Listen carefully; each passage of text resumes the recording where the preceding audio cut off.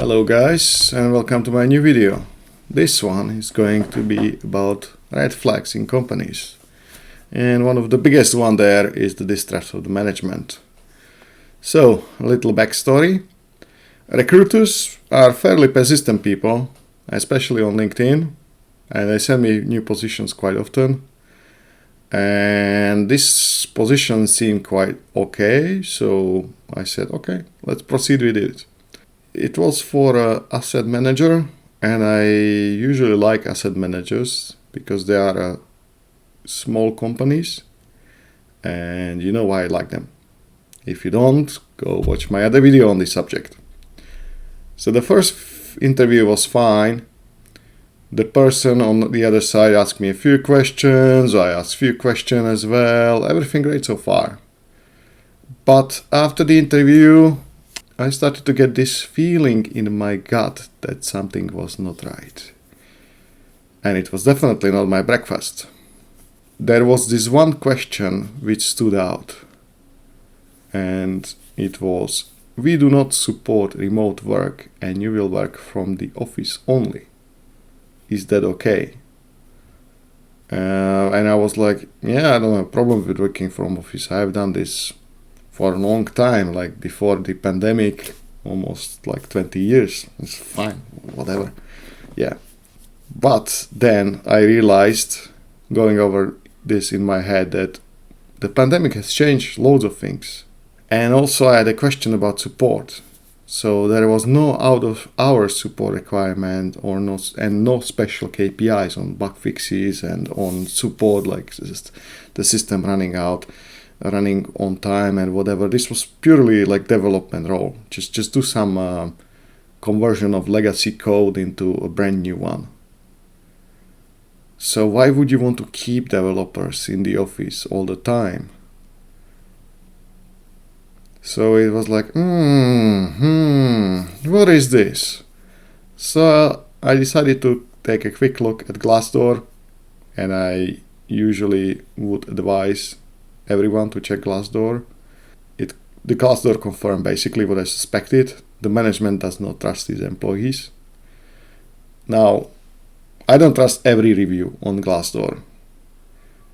Because as with every other reviews, every other website, Amazon, whatever, the Yelp or whatever else you have for like Trustpilot, whatever, usually only the unhappy post their reviews. So in Glassdoor case, usually only the unhappy employees post the reviews. But the ratio was kind of incredible. Because usually, sometimes even the happy employees would post like good. It was a good company or it is a good company, but the ratio here was like incredible. It was all the ones that were about micromanagement, control, overtimes. You get free lunch, but you cannot use it really, etc. So it was like, oh, wow. And if you're a manager or a senior manager or your CEO, CTO, whoever doesn't trust you to do your job and needs to control you at every step, why would you want to work there?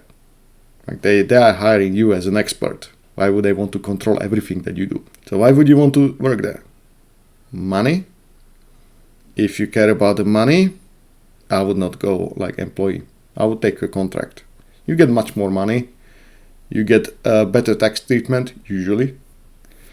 And you're quite separate from the office politics because it's like, I'm not here for a long term.